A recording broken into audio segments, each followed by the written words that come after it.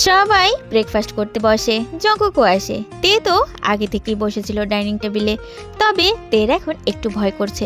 Jungkook যদি কফির কথা সবাইকে বলে দেয় এই ভেবে, তাহলে তো তের মা ইয়ঞ্জন থেকে ঝাড়ু দিয়ে পিটানো শুরু করবে। সবাই খেতে শুরু করে, তেও খেতে শুরু করে, তবে একটু খাচ্ছে আর একটু জঙ্কুককে তাকিয়ে দেখছে। মা, আমার খাওয়া শেষ, আমি রুমে যাচ্ছি। জঙ্কুক বাবা, কি হয়েছে তোর? তুই তো কিছু খেলেই না। কিছু হয়নি মা, এমনি। কথাটা জঙ্কুক তের দিকে তাকিয়েই বলেই জঙ্কুক তার রুমে চলে যায়। এদিকে তো তে এতক্ষণ মাথা নিচু করে বসেছিল। জঙ্কুক চলে যাচ্ছে দেখে জঙ্কুকের দিকে তাকায় আর মনে মনে ভাবে, এটা কি হলো? রাক্ষসটা কাউকে কিছু বললো না কেন? সবাই নাস্তা করে যার যার কাজে চলে যায়। তেজিমিন জেহপের সাথে চলে যায় কলেজে, জেহপ ওদের কলেজে নামিয়ে দিয়ে অফিসে চলে যায়, সুগা চলে যায় ভার্সিটিতে। সারাদিন কেটে যায় সবার যার যার ব্যস্ততায়। রাতের বেলা সবাই ডিনার করার জন্য ডাইনিং এরিয়াতে আসে। সবাই আসলেও একজন আসে না। জিনু, জঙ্কুক কোথায়? এখনো এলো না যে? জঙ্কুক ভাইয়াকে তো আমি ডাকতে গিয়েছিলাম রুমে, কিন্তু রুমে কোনো সারা শব্দ না পেয়ে আমি নিচে চলে আসলাম। কেন, ভাইয়া এখনো নিচে আসেনি? না সুগা, ও তো নিচে আসেনি। আচ্ছা তোমরা বসো, আমি দেখে আসি ও রুমে আছে কিনা। জিন চলে যায় জঙ্কুককে ডাকার জন্য। এদিকে তে মনে মনে ভাবে, কি হলো ব্যাপারটা? রাক্ষসটা খেতে আসলো না কেন? কিছু কি আবার হলো নাকি? তে, যদি কিছু হয় তাহলে তুই আজকে শেষ। এইদিকে জিন বেগম জঙ্কুকের রুমে চলে আসে, তবে রুম অন্ধকার, কিছুই দেখা যাচ্ছে না। জিন বেগম রুমের লাইট অন করে দেয়। লাইট অন করতেই দেখতে পায় জঙ্কুক শুয়ে আছে। জঙ্কুক বাবা, তুই রুম অন্ধকার করে শুয়ে আছিস কেন? তুই ডিনার করবি না? তবে জঙ্কুক কোনো সাড়া দিচ্ছে না। তা দেখে জিন বেগম জঙ্কুকের কাছে যায়, আবারও ডাকতে শুরু করে। জঙ্কুক, কি হলো? এখনো উঠছিস না কেন? জঙ্কুক, এই জঙ্কুক। জিন বেগম ডাকতে ডাকতে জঙ্কুকের হাত ধরে ডাকতে শুরু করে। এই কি জঙ্কুক, তোর হাত এত গরম কেন? এই বলে জিন বেগম জঙ্কুকের কপালে হাত রাখে। ও মা, এত জ্বর কখন আসলো? আমাকে কেন বলিস নাই জঙ্কুক, তোর এত জ্বর এসেছে? জঙ্কুকের তো কোনো হুঁশ নেই, অচেতন হয়ে পড়ে আছে বেডের উপরে। জিন বেগম ঘাবড়ে যায় জঙ্কুকের এত জ্বর দেখে। জিন বেগম সাথে সাথে নিচে চলে আসে। সেটা দেখে সুবিন বলে, কি হলো ভাবি, জঙ্কুক আসে নাই? সুবিন ভাই, জঙ্কুকের অনেক জ্বর আসছে, কি করব বুঝতে পারছি না। তোমরা কেউ একটু ডক্টরকে কল করো। কি বলছো জিন? জঙ্কুকের জ্বর আসছে মানে? ও তো সারাদিন বাসায় ছিল, সেটা কেউ খেয়াল করোনি? আরএম সাহেব কথা বলতে বলতেই পকেট থেকে মোবাইলটা বের করে কল করে ডক্টরকে। সবাই তাড়াতাড়ি করে জঙ্কুকের রুমে চলে আসে। জিন বেগম জঙ্কুকের মাথার কাছে এসে বসে আর বলে, কি হলো আমার ছেলেটার? হঠাৎ এমন জ্বর আসলো কেন? কিছুক্ষণের মধ্যেই ডক্টর চলে আসে। ডক্টর জঙ্কুককে ভালোভাবে চেক আপ করে বলে, ফুড প্রয়োজন, তার কারণে ওয়াশরুমে যাওয়া, আর বারবার হয়তো উনি শাওয়ার নিয়েছে, এই কারণে জ্বর এসেছে এত। কি বলছেন ডক্টর? আজ সারাদিনও জঙ্কুক তেমন কিছু খায়নি, তাহলে কিভাবে হলো? সেটা না হয় তার কাছ থেকে জেনে নেবেন। আমি মেডিসিন দিয়ে যাচ্ছি আর একটা ইনজেকশন দিয়ে যাচ্ছি, আশা করি এতেই উনি সুস্থ হয়ে যাবেন। আরএম সাহেব, এখন আমি আসি। আসুন ডক্টর, আমি আপনাকে এগিয়ে দিয়ে আসি। মা, এভাবে এখানে সবাই বসে থাকলে হবে না। জঙ্কুকের জন্য খাবার বানাতে হবে, এরপরে তো আবার ওষুধ খাওয়াতে হবে। হ্যাঁ ভাবি, আয়ু ঠিকই বলেছে। আর সবাই এখানে দাঁড়িয়ে থেকো না, যাও সবাই খাবার খেয়ে নাও। সবাই তো খাবার ফেলেই এসেছো এখানে। মা, আপনি এখানেই থাকেন, আমি জঙ্কুকের জন্য স্যুপ বানিয়ে নিয়ে আসি। আর কাকিয়া, আপনি সবাইকে খাবার খেতে দেন। হ্যাঁ আয়ু চলো। এই বলে সবাইকে নিয়ে জঙ্কুকের রুম থেকে চলে যায়। জঙ্কুকের রুমে শুধু জিন বেগমই থাকে। এই দিকেতে জঙ্কুকের রুমের সামনে দাঁড়িয়ে দাঁড়িয়ে সবার কথা শুনছে, তবে রুমের ভিতরে যায়নি। ডক্টরের কথাও শুনেছে তে। এখন তার খারাপ লাগছে, একটু বেশি দুষ্টুমি করে ফেলেছে। তের ভাবনার মাঝে জিমিন তের হাত ধরে নিচে নিয়ে আসে। সবাই খাবার খেতে বসে, তবে তে আর বসে না, সোজা রুমে চলে যায়। এদিকে জঙ্কুককে খাবার খাওয়ানোর জন্য চেষ্টা করছে জিন বেগম। বেশি খাওয়াতে পারেনি, অল্প কিছু খাইয়েছে। জঙ্কুকের রুমে সবাই আবার এসেছিল, তবে জিন বেগম সবাইকে পাঠিয়ে দিয়েছে। এখন শুধু জিন বেগম আর আরএম সাহেবই আছে। জিনু, তুমি আর টেনশন করো না, জঙ্কুক সুস্থ হয়ে যাবে। আর ও এখন ঘুমাচ্ছে, চলো তুমি এখন রুমে যাবে। তুমি বুঝতে পারছো না, আমার ছেলের এভাবে কখনোই অসুস্থ হয়নি। কি এমন খেয়েছে যাতে ওর এমন হলো?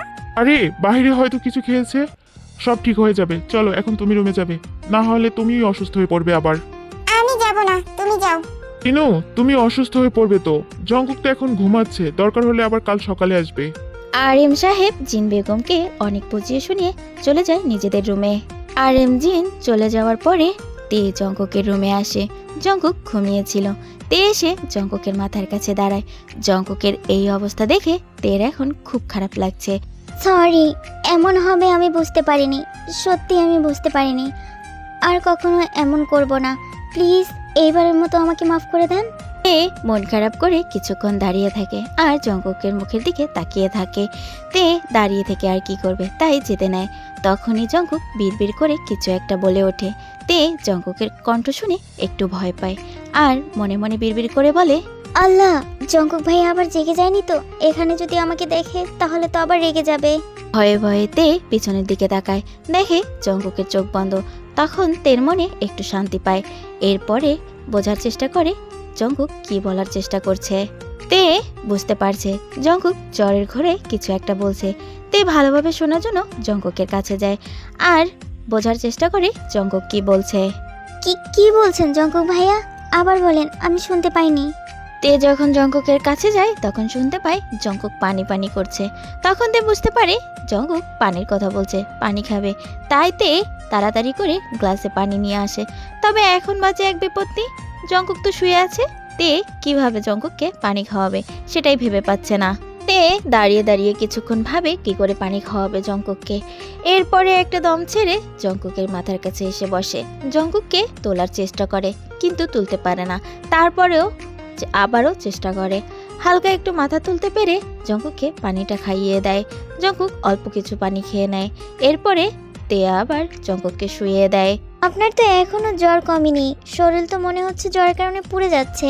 তে জঙ্কুকের কাছ থেকে উঠে যায়। একটা বাটিতে পানি নিয়ে আর একটা তোয়ালে নিয়ে আবারও আসে জঙ্কুকের কাছে। তে জঙ্কুকের পাশে বসে জঙ্কুকের কপালে পানি পট্টি দিতে থাকে। খুব ভোরে জঙ্কুকের ঘুম ভেঙে যায়। জঙ্কুক চোখ মেলে তাকায়। জঙ্কুকের কেমন যেন মনে হচ্ছে ওর মাথা ভার হয়ে আছে। জঙ্কুক মাথায় হাত দিয়ে দেখে মাথার উপরে তোয়ালে রাখা আছে। জঙ্কুক তোয়ালেটা নামিয়ে উঠে বসতে যায়। তখনই জঙ্কুকের চোখ চলে যায় তের দিকে, যে কিনা নিজের হাতের উপরে মাথা রেখে শুয়ে আছে জঙ্কুকের পাশে।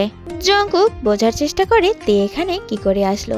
তখন জঙ্কুক সাইডেই দেখে একটা বাটিতে পানি আর মাথার উপরে যেহেতু তোয়ালে ছিল, তখন জঙ্কুক বুঝতেই পারে যে ওর রাতে জ্বর এসেছিল আর তে ওর মাথায় জলপট্টি দিয়েছিল। জঙ্কুক একটা মুচকি হাসি দেয়। মুচকি হাসি দিয়ে নিজের কপালে চেক করে দেখে জ্বর আছে কিনা। তবে দেখতে পায় জঙ্কুকের জ্বর নেই। জঙ্কুক কিছুক্ষণ তের দিকেই তাকিয়ে থাকে। এরপরে বিছানা থেকে নেমে যায়। জঙ্কুক বিছানা থেকে নেমে তের কাছে আসে, তেকে কোলে তুলে নেয়। এরপরে বিছানায় ভালোভাবে শুইয়ে দেয়। জঙ্কুক তেকে বিছানায় শুইয়ে দিয়ে ওয়াশরুমে চলে যায়। তবে জঙ্কুক তোয়ালে নিতে ভুলে যায়, তাই আবারও বাইরে আসে তোয়ালে নিতে। তবে জঙ্কুক ওয়াশরুমের দরজার কাছে এসে দাঁড়িয়ে যায় তের কাণ্ড দেখে। তে বিছানা থেকে নেমে দৌড়ে পালাচ্ছে। জঙ্কুক এটা দেখে একটা মুচকি হাসি দেয়। আবারও জঙ্কুক ওয়াশরুমে চলে যায়। এদিকে তে দৌড়ে নিজের রুমে চলে আসে, সাথে সাথে দরজা লাগিয়ে দেয়। হাঁপাতে হাঁপাতে বুকে হাত দিয়ে বলে, আরে ভাই হার্টবিট, তুই এত লাফাচ্ছিস কেন? মনে তো হচ্ছে লাফাতে লাফাতে তুই বাহিরেই বেরিয়ে আসবি। আসলে জঙ্কুক যখন তেকে কোলে তুলে নেয় তখন তের ঘুম ভেঙে যায়। তবে তে চোখ বন্ধ করে রাখে। যখন জঙ্কুক ওয়াশরুমে যায় আর দরজা লাগানোর শব্দ শুনে তখন তে চোখ মেলে তাকায়। জঙ্কুককে রুমে দেখতে না পেয়ে তে ওখান থেকে পালিয়ে আসে। কিছুক্ষণ পর জিন বেগম জঙ্কুকের রুমে আসে। জিন বেগম এসে দেখে জঙ্কুক শাওয়ার নিয়ে বেরিয়ে এসেছে। সেটা দেখে জিন বেগম বলে, বাবু তুই এখন শাওয়ার নিচ্ছিস কেন? শরীরে এত জ্বর নিয়ে?